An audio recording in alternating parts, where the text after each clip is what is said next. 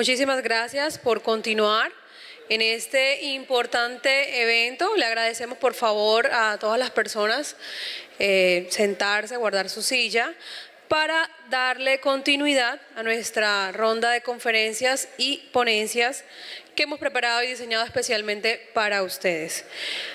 Nuestra cuarta conferencia está a cargo de Miquel Rufián, quien viene directamente desde España.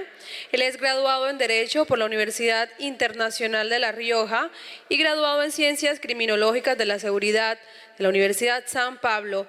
Es criminólogo especializado en inteligencia criminal, detective y director de seguridad habilitado por el Ministerio del Interior español y autorizado por la Dirección General de la Policía de España.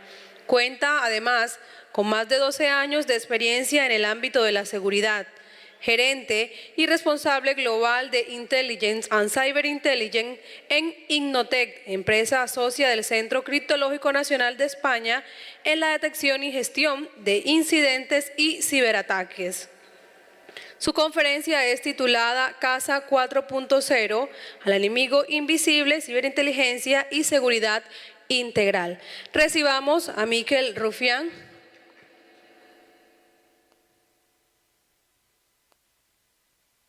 Adelante, Miquel. Hola, buenas tardes. Muchas gracias. Mi nombre es Miquel. Actualmente soy el director internacional de ciberseguridad e inteligencia, ¿vale?, de la empresa INV. Llevamos 30 años en España. Actualmente también tenemos oficinas en Colombia, Brasil, Chile, México y Perú, ¿vale? Para que veáis un poco que también estamos por aquí. Y es mi primera vez en Colombia. Espero que no sea la última, ¿vale? Os dejo aquí mis datos, por si tenéis luego cualquier duda, ¿vale? Y bueno, y empezamos un poco, ¿vale? Porque nosotros, nuestro punto de vista de la seguridad es la seguridad integral, ¿vale? Se habla mucho de la seguridad física, de la ciberseguridad, pero al final la seguridad tiene que ser integral y operar en el mismo plano, ¿vale? He dividido mi charla en dos partes, ¿vale? Uno que es nuestra visión y otro, inteligencia en materia de ciberseguridad, porque realmente estamos utilizando la seguridad como si fuera algo reactivo, algo que llegamos tarde, cuando realmente ya tenemos mecanismos de inteligencia para ser un poco más preventivos y podernos prevenir para actuar cualquier circunstancia, ¿vale? Seguramente esto ya lo habéis escuchado muchas veces, pero bueno, os lo vuelvo a poner, ¿vale? Porque todavía falta mucha concienciación, falta mucha evangelización en este tipo de temas. Incluso en España estamos motivando a nivel gobierno todo lo que es cultura de seguridad, cultura de inteligencia, también en otros países de Europa y bueno, y Latinoamérica también, ¿vale? Pues bueno, realmente hay como dos tipos de empresas, ¿no? Las que saben que han sido atacadas y las que no saben que han sido atacadas, ¿vale? Para que tengáis un poco en cuenta. Bueno, como os he dicho antes, la visión integral, ¿vale? Nosotros desde INV, por ejemplo, ya estamos operando en el mismo plano. Da igual que sea seguridad física, porque la seguridad física también ha tenido una transformación digital. Cualquier elemento que tengamos en esta sala, por ejemplo, el proyector o videocámaras, controladores de acceso en la entrada, tienen también un componente, tienen un sistema operativo, se conectan a la red.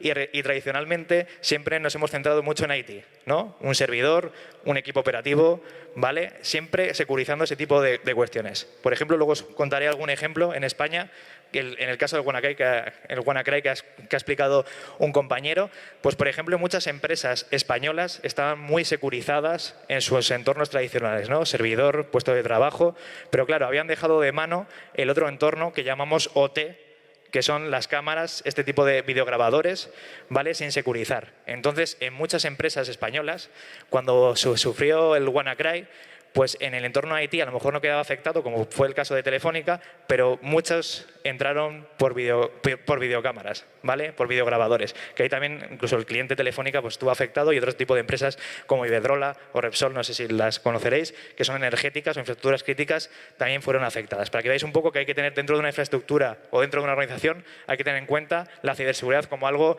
cross en todos los departamentos, ¿vale? No solo enfocado en un departamento de sistemas, sino cualquier departamento, ya sea recursos humanos o financiero o lo que sea, tiene su parte también de ciberseguridad, ¿vale? Como os he dicho al final, bueno, nuestra visión también y de la visión que tenemos que tener como especialistas en ciberseguridad es que al final tanto la parte virtual como la física hay que tenerla en cuenta, sobre todo para tener esa perspectiva completa, ¿vale? Y que voy a comentar, que al final se ha dicho mucho durante toda esta mañana, ¿no? Que al final toda la información que tenemos en Internet son datos, ¿no? Pero datos que realmente perfectamente canalizados con tecnología adecuada o con los conocimientos o técnicas, como puede ser ayer que había un taller de OSINT o SOFMIN, pues podemos hacer un perfilado de esa organización o de esos usuarios para poder emplear tanto para hacer el bien, para hacer marketing o para llegar o segmentar a nuestros clientes, como para hacer el mal. ¿Vale? Son las mismas herramientas. Da igual que es una herramienta de clipping para prensa, que perfectamente podemos poner un nombre y apellidos y hacer un clipping para recoger información o hacer ingeniería social. O crear a veces solo un perfil de LinkedIn, ¿vale? Haciéndonos pasar por un headhunter y pidiéndole a la competencia un currículum. ¿Vale? Y luego, pues, verificando ese currículum por teléfono por las motivaciones o los proyectos en los que participa. Y ya te está dando información, ¿vale? De cómo está. Tenemos casos recientes ahí en España, en laboratorios I+D, pues realizando ese tipo de técnicas o haciendo ingeniería social a hospitales, llamando que eres el departamento, el doctor tal, al departamento de sistemas y dándonos la contraseña para poder acceder, ¿vale? Para que veáis un poco dónde estamos y qué punto nos encontramos, ¿vale? Luego, como os comentaba, al final la ciberseguridad es cross, ¿vale? No tenéis que ver solo como un ámbito tecnológico, sino también tiene una implicación en el mundo físico, ¿vale? Nos puede generar un ciberataque, que nos puede generar un ataque reputacional a la empresa. O sea, ya hay empresas que realmente han sufrido un ataque y al día siguiente han cerrado, ¿vale? Se ha ido a quiebra, ¿vale? Cuando hay algún ataque también tiene sus movimientos en bolsa, que también hay que correlacionar. O sea, es un indicador más que tenemos que tener en cuenta, ¿vale? Continuidad de negocio. Hay mucha gente que no tiene lo mínimo ni lo básico en una organización. No tiene una copia de almacenamiento, ni un sistema de backup, ni lo mínimo pues, para poder realizar. O sea, si tenemos un ransomware, por ejemplo, si no tenemos copias de seguridad, pues si ese cifrado no existe, no vamos a pagar tampoco. Entonces, nos quedaríamos fuera de línea, ¿vale? Ámbito de seguridad, clientes, sobre todo muy importante, ¿vale? Las empresas, porque ¿de qué viven las empresas? De sus clientes. Entonces, cualquier afectación de datos a sus clientes, pues tiene esa implicación de negocio que puede afectar, ¿vale?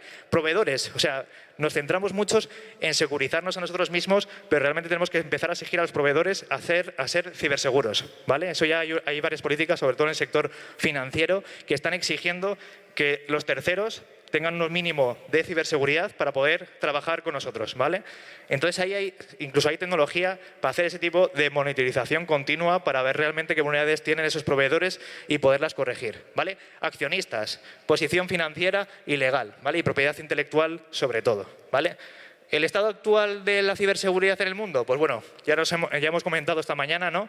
Al final, pues todo el tema ransomware, que es el secuestro de información, tipo de armas, por decirlo de alguna manera, pues para generar opinión, a veces malintencionada, pues para que un usuario final pues no compre en esa empresa o en una licitación dejarlas mal, incluso en caso, por ejemplo, de una empresa española en Panamá, ¿vale?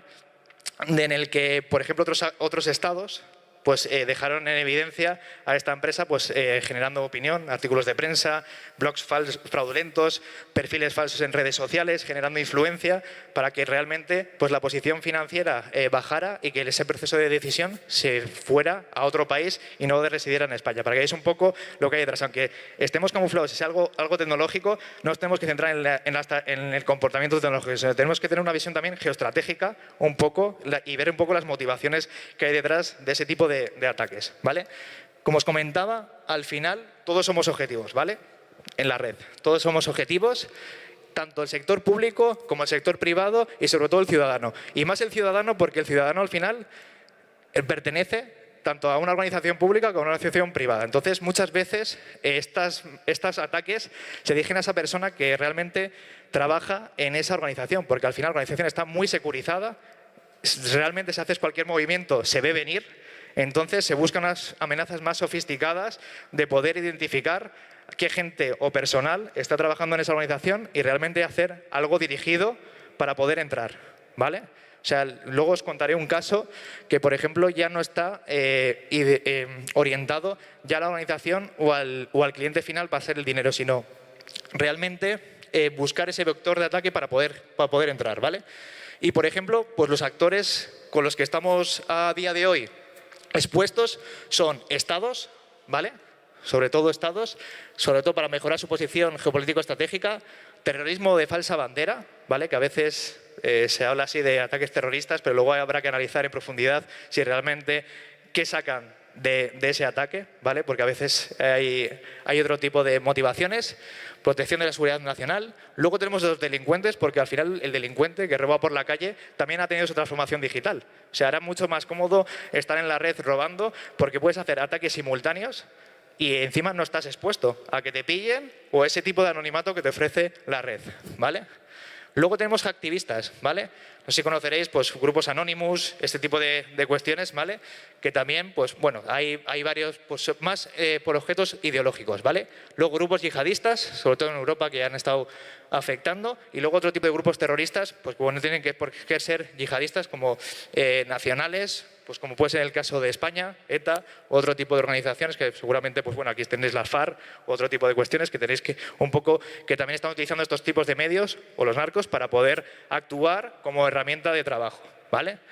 Vándalos, ¿vale? Ahí lo tenemos de todo, pues gente que realmente a lo mejor no pertenece a una organización armada, ni a una organización con una ideología determinada, pero es gente que es curiosa, que es despierta y tiene un conocimiento muy alto en diferentes herramientas y a lo mejor está practicando en su casa y se le va un poco de las manos y a lo mejor afecta o hace algún tipo de ataque. Lo haríamos aquí, ¿vale? ¿Por qué poder determinar este tipo de perfiles? Porque no es lo mismo meter a alguien en la cárcel que pertenece a un grupo terrorista que alguien que a lo mejor es un estudiante y está desarrollando una herramienta y se le ha ido un poco de las manos, ¿vale?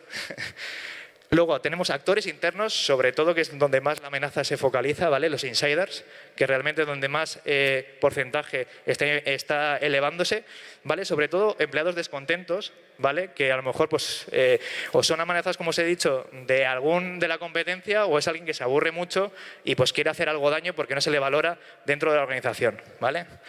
Y luego investigadores y organizaciones privadas, ¿vale? Como os he dicho, al final los datos están en la red, ¿vale? O sea, cualquiera con un conocimiento o herramientas puede poder canalizar toda esa información y poderla empezar a jugar con ellas, ¿vale? O estructurar datos o estructurar bases de datos. Hay empresas privadas que se realizan a realizar este tipo de copias de información, estructurarlas y luego venderlas en la red, ¿vale? Sobre todo la Deep Web, no sé si conoceréis la Deep Web, pues ahí realmente tenéis como una especie de Amazon para poder comprar este tipo de bases de datos, e incluso no tan en la parte profunda de la red, sino en la parte superficial ya podéis encontrar en diversos foros ese tipo de información, ¿vale? Y bueno, lo que quería comentaros un poco es que vale, se habla de ciberseguridad, pero como os he dicho, la tendencia actual es ir hacia un modelo más de inteligencia o ciberinteligencia, ¿vale? ¿Qué es la ciberinteligencia? Al final es el proceso para obtención, analizar y sobre todo pues para jugar con esa información para reducir la incertidumbre en el proceso de toma de decisiones y tener la mejor información posible y en tiempo real para poder tomar esa decisión, ¿vale? ¿Qué se diferencia de la tradicional? Pues que es preventiva, ¿vale? Porque a día de hoy ese modelo ha cambiado, o sea, ya tenemos focos identificables en Internet que podemos poner tanto sondas como herramientas de monitorización para tener ese tipo de información y poderla canalizar, ¿vale? Luego, anticipación, reducción de incertidumbre y, sobre todo, resiliencia, que es lo que se busca después de un ciberataque. Muchas veces no vamos a poder prevenir un ciberataque. Lo vamos a tener, pero tenemos que tener esa capacidad de respuesta ágil para que tengamos los mínimos daños posibles dentro de la organización, ¿vale? Y bueno, como veis aquí, pues la gráfica, tanto lo ideal de inteligencia es tener esa percepción global y no solo fuentes internas de la organización, sino también fuentes externas, ¿vale? Siempre a veces nos centramos mucho en lo que tenemos dentro, pero realmente hay muchas veces que hay más información desde fuera que desde dentro. Entonces también pues, hay que utilizar ese tipo de canales. Y bueno, y sobre todo, como veis, los últimos meses, pues la tendencia actual es esta palabra, ¿no? Que ha venido para quedarse, que es IoT, ¿no? Pues siempre hemos estado centrados mucho en los equipos y en los servidores, pero ahora aparece cualquier dispositivo que se conecta a la red, independientemente de un ordenador, pues lo llamamos IoT, ¿vale? ¿Y por qué esto? Porque hay que tenerle bastante ojo a este nuevo término. Pues sobre todo porque en los últimos 5 años hay como 30 billones de dispositivos conectados a la red. Muchos de ellos no tenemos ni idea de lo que hacen, porque no hay un sistema tradicional para poder recoger o emitir ese tipo de cuestiones. Sobre todo lo vemos mucho en el entorno OT, infraestructuras críticas, sector sanitario, que son, pues como ha hablado antes el compañero en la primera ponencia, que son sectores críticos, desde una bomba de insulina a instrumental médico, pues que realmente, que si no tenemos unos mínimos, unas políticas adecuadas, podemos matar a una persona, por ejemplo. ¿Vale? Estos son los ataques más típicos que se pueden ver en este tipo de entornos, ¿vale? Desde un ataque de denegación de servicio, ¿vale? No sé si os sonará la botnet Mirai, ¿vale? Que lo que hacía es un malware que infectaba a varios de estos tipos de dispositivos y los hacía como zombies, pues para generar este tipo de cuestiones, ¿vale? Luego tenemos backdoors, porque muchas veces todos los instrumentalización o tecnología que empleamos en IoT, pues la mayoría de veces de las organizaciones ven más el precio que otro tipo de cuestión. Entonces, claro, ¿en precio qué nos podemos encontrar en el mercado? Pues marcas chinas, por ejemplo, que a lo mejor hacen las mismas funciones que la que haría una normal, ¿no? de otro país o colombiana, pero lo único que al final no están mirando y no son dispositivos que desde fabricación estén realizados a nivel de ciberseguridad, ¿vale? Lo que se busca también es que a nivel de fábrica ya tenga unos mínimos, tanto de código como de procesos o de fabricación, para realmente que nos aseguren que ese dispositivo no tiene puertas traseras o tengamos que realizar auditorías periódicas para ver que no haya nada anómalo fuera de lo normal, ¿vale?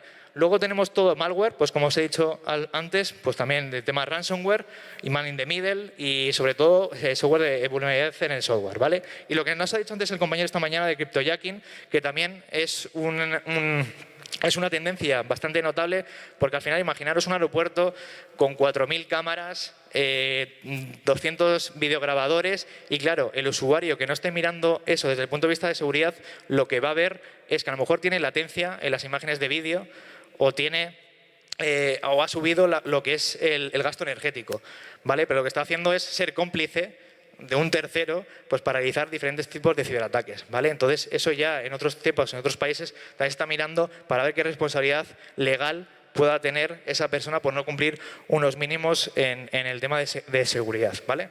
Esto es un ejemplo, por ejemplo, que pasó en España, no sé si lo conocéis, cayó una persona, ¿vale? De que realmente hacía este tipo de ataques en el sector financiero, ¿vale? Lo que hacía es, lo que llamamos ya es un término relativamente reciente, que son ciberataques híbridos, ¿vale?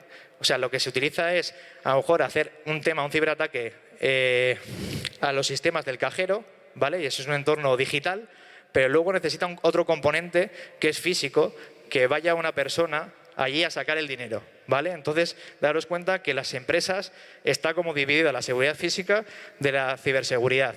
Entonces, este tipo de movimientos costó bastante detectarlos por no tener esa unión de seguridad integral que hemos dicho al principio. Entonces, a nivel de ciberseguridad se veían operaciones totalmente normales, sin ningún tipo de anomalía, ¿vale? Con credenciales válidas. Entonces, a nivel de ciberseguridad estaba todo ok.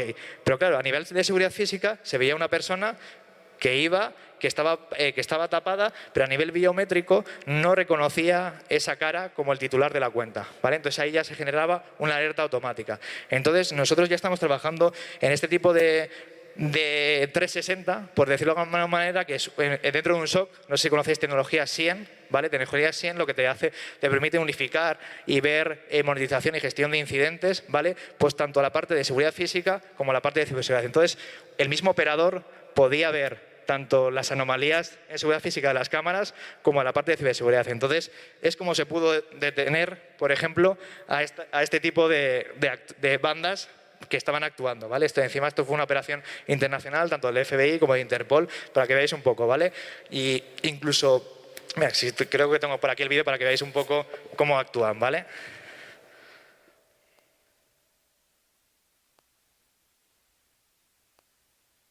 No sé si lo habéis visto alguno, pero para que veáis un poco cómo es, ¿vale? O sea, no... Bueno, veis que el cajero hace luces raras, ¿vale?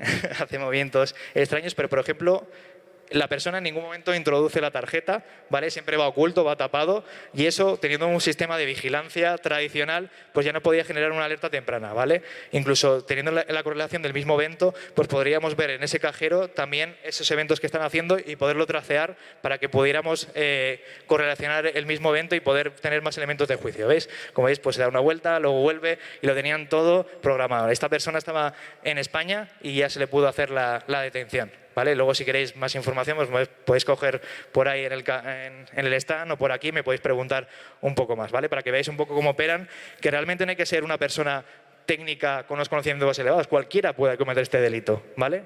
Para que veáis. Y cualquiera puede ser, a día de hoy, hacer mucho daño solo con acceder a Google, buscar ciertos elementos, rastrear cierto tipo de foros y tener cualquier tipo de descarga de paper que podéis un poco profundizar, ¿vale?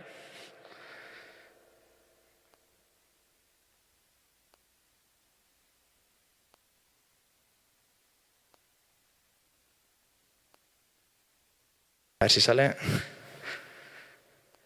Como veis, aparte, en el sector financiero pues tampoco cuidan mucho las cosas, porque realmente tenían también un tipo de antena que se conectaba a la misma red del banco, ¿vale? No tenían redes segmentadas y cualquiera también desde internet, o sea, metiéndoos en SODAN, podéis ver muchos cajeros ya de base, ¿vale? Y además, si luego ya tenéis detectado qué tecnología o qué tipo de cajero es, pues ya os digo que están públicas todas esas guías, todas las contraseñas por defecto de las cámaras, cualquier tipo está en internet, lo podéis encontrar de manera gratuita, ¿vale? Para que veáis un poco, ¿vale? Lo malo del IoT, que necesita una actualización, contiene muchas cuestiones, sobre todo por lo que son cámaras, ¿vale? Termostatos de temperatura y luego pues tenemos ya incluso pues impresoras, incluso teléfonos fijos, incluso bombillas y lavadoras, incluso frigoríficos que también están conectados en este tipo de entornos, ¿vale? Por ejemplo, en el sector sanitario, como podéis ver, pues bueno, existen lo que hemos dicho antes también de los pacientes que tienen que estar totalmente identificados en ese tipo de entorno. Todo este tipo de tecnología no está visto desde el punto de vista de ciberseguridad de fabricación, ¿vale? Han salido al mercado, sobre todo para cubrir una necesidad, pero falta ese concepto de ciberseguridad, o sea, faltan desarrolladores seguros, ¿vale? O sea, las empresas, esto es una profesión, sobre todo en alza, que van a querer más, casi todos los fabricantes del mercado, pues tener los desarrolladores que miren desde esa perspectiva para que todo lo que sea salir al mercado pueda estar lo mínimamente expuesto, ¿vale? Esto es un ejemplo de una cámara IP, ¿vale? Como sabéis, una cámara IP, pues bueno, es una cámara que se conecta hasta en la red, pero su función es grabar imágenes, ¿no? Pues esta, por ejemplo, una vez que ya estás en la red, ha sido utilizada incluso para filtración de información, ¿vale? Algo que no, generalmente natural no ha sido concebido para ello, pero para que veáis un poco, una vez que ya estos dispositivos conectan a la red, podemos tomar el control y podemos hacer lo que queramos, ¿vale? Y sobre todo, pues bueno, WannaCry y Mirai, que fueron muy conocidas. Esto, por ejemplo, ha sido una búsqueda rápida en el hotel, ¿vale? De SODAN, para poder ver un poco pues qué cámaras había expuestas, ¿vale? Como veis, muchas de ellas podías entrar al panel de navegación, ¿vale? ¿Y qué permite el panel de navegación? Pues tener el control ya total de superadministrador, ¿vale? Porque muchas de ellas el administrador o el instalador que haya hecho este tipo de cuestiones no ha cambiado las contraseñas por defecto. Y esto no hay que ser ni un hacker ni hay que ser una persona realmente técnica. O sea, con unos mínimos de conocimiento y saber buscar en Google puedes sacar este tipo de información. Entonces, ¿qué puedo? Imaginaros que esto es la cámara de un banco. Pues la puedo deshabilitar, puedo introducir imágenes falsas, o sea, para luego hacer un ataque físico a una tienda o lo que sea y no dejar rastro, ¿vale? Para que veáis un poco hasta dónde se está llegando. Y es totalmente accesible y totalmente gratuito, no está restringido. O sea, cualquiera de nosotros de aquí de esta sala lo podemos hacer, ¿vale? Y bueno, solo comentaros un poco también pues que actualmente el tema IoT, pues bueno, teníamos la parte un poco más tradicional, que son servidores, equipos, eso lo podemos proteger, ¿vale? Pero luego hay otros elementos que no sabemos lo que hacen, se conectan y tenemos que buscar alguna solución para poder orquestar todo ese tipo de cuestiones. En el mercado han salido varias soluciones como tipo NAC, que son soluciones de red, ¿vale? Lo que te permiten hay tanto appliance físico como appliance virtuales, que es como una cajita que la conectamos a la red y nos hace un inventario de todos los dispositivos que hay en esa red, ¿vale? Y lo que nos permite también es orquestar, pues saber un poco marca, fabricación de esos dispositivos, incluso nos permite hacer actualizaciones automáticas, actualizar el firmware y todo ese tipo de cosas, que son soluciones que están pegando bastante fuertes y a lo mejor es bueno que lo tengáis un poco en cuenta a la hora de orquestar o trabajéis con este tipo de entornos, ¿vale?